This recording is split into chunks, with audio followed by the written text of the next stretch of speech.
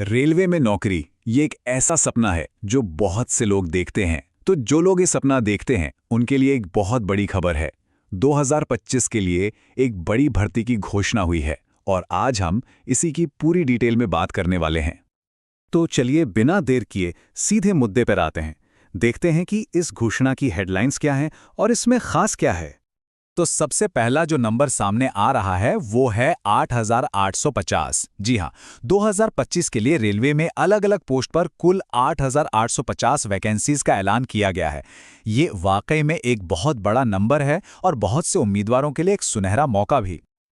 और देखिए, सबसे अच्छी बात क्या है, ये जो मौका है ये किसी एक राज्य के लिए नहीं है, ये ऑल इंडिया लेवल पर है। मतलब भारत के किसी भी राज्य से मेल और फीमेल कैंडिडेट्स दोनों ही इसके लिए अप्लाई कर सकते हैं। ठीक है, तो ये तो हो गई टोटल वैकेंसीज की बात। अब ये जानना भी तो जरूरी है कि ये 8,850 भर्तियां किन किन पदों के लिए हैं। चलिए देखते हैं। तो ये देखिए, लिस्ट काफ़ी लंबी है। इसमें हर तरह के पद शामिल हैं। मतलब अगर कोई 12वीं पास है तो उसके लिए जूनियर क्लर्क कम टाइपिस्ट, ट्रेन क्लर्क जैसे पद हैं। और अगर किसी ने ग्रेजुएशन की है तो उनके लिए ट्रैफिक असिस्टेंट, गुड्स गार्ड और हाँ, स्टेशन मास्टर जैसी बड़ी पोस्ट्स भी हैं। तो मतलब ऑप्शंस काफ़ी सारे हैं। अच्छा, पोस्ट्स तो देख लें, पर अप्लाई करने से पहले सबसे ज़रूरी चीज़ क्या होती है? एलिजिबिलिटी, मतलब कौन अप्लाई कर सकता है और कौन नहीं। तो चलिए अब इसके क्राइटेरिया को समझते हैं। एज की बात करें तो मिनिमम एज है 18 साल और मैक्सिमम है 36 साल। ये काफ़ी बड़ा एज ब्रैकेट है, मतलब ज़्यादातर लोग इसमें कवर हो जाएंगे।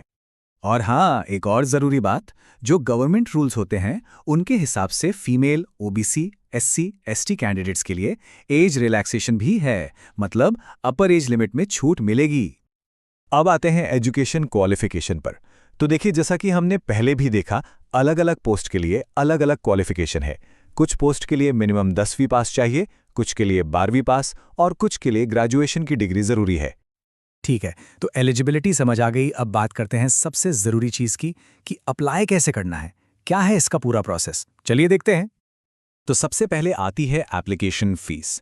जनरल और ओबीसी कैंडिडेट्स के लिए ये 500 रुपये है। और अगर कैंडिडेट फीमेल है या फिर एससी या एसटी कैटेगरी से है तो फीस आधी है, यानी सिर्फ 250 रुपये। अब फीस के अलावा कुछ डॉक्यूमेंट्स भी हैं जो ऑनलाइन अप्लाई करते टाइम एकदम रेडी रखने होंगे, जैसे कि आधार कार्ड, 10वीं 12वीं का सर्टिफिकेट, एक चालू मोबाइल नंबर और ईमेल आईडी, और हाँ, पासपोर्ट साइज फोटो और सिग्नेचर भी। इसके अलावा कोई वैलिड आईडी प्रूफ और बाकी ज़रूरी सर्टिफिकेट्स भी तैयार रखें ताकि फॉर्म भरने में कोई दिक्कत ना आए। चलिए, मान लीजिए कि फॉर्म भर दिया, उसके बाद क्या होगा? सिलेक्शन कैसे होगा? अब जरा सिलेक्शन प्रोसेस पर एक नज़र डालते हैं कि इसमें कौन कौन से स्टेप्स होंगे। तो देखिए, ये एक मल्टी स्टेज प्रोसेस है। सबसे पहले होगा एक कंप्यूटर बेस्ड टेस्ट यानी CBT-1। जो इसे क्लियर करेंगे उन्हें देना होगा CBT-2। इसके बाद पोस्ट की ज़रूरत के हिसाब से या तो टाइपिंग टेस्ट होगा या फिर एप्टीट्यूड टेस्ट, और आखिर में होगा डॉक्यूमेंट वेरिफिकेशन और फिर मेडिकल एग्जामिनेशन। मतलब प्रोसेस थोड़ा लंबा है लेकिन काफ़ी क्लियर और ट्रांसपेरेंट लग रहा है। अब आते हैं कुछ बहुत ही ज़रूरी डेट्स और इन्फॉर्मेशन पर। ये वो जानकारी है जिसे बिल्कुल भी मिस नहीं करना है। जो जानकारी हमारे पास है उसके मुताबिक अप्लाई करने की जो लास्ट डेट बताई गई है वो है 20 नवंबर 2025। इस तारीख को नोट कर लेना बहुत ज़रूरी है।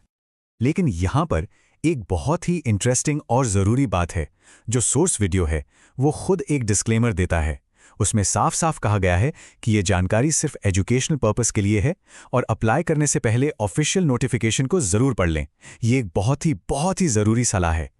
तो अब सवाल ये उठता है कि जब सोर्स खुद ही ऑफिशियल चैनल चेक करने को कह रहा है तो किसी भी एप्लीकेंट के लिए सबसे पहला और सबसे ज़रूरी कदम क्या होना चाहिए?